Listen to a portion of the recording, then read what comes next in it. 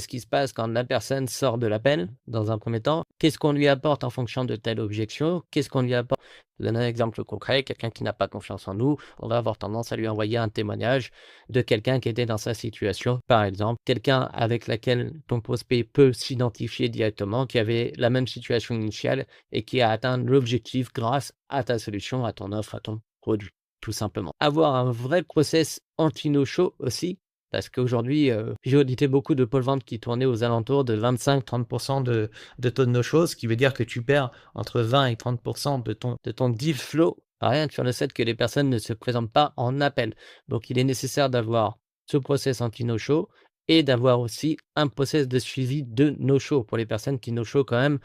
et qui passent à travers le process. La partie process et ressources pour les vendeurs, c'est ce qui va nous permettre d'avoir des missions claires et un processus uniformisé pour limiter au maximum le freestyle et le chaos dans ta sales team, pour avoir quelque chose de très cadré où chacun sait quelle mission il a,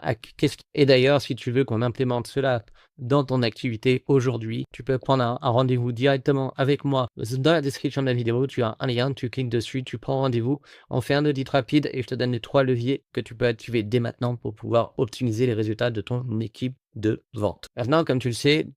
des process sans contrôle et sans vérification derrière, ça ne sert à rien. C'est pour ça qu'il est important que tu aies aussi des outils de suivi de la performance de tes vendeurs pour pouvoir aller chercher de meilleurs résultats.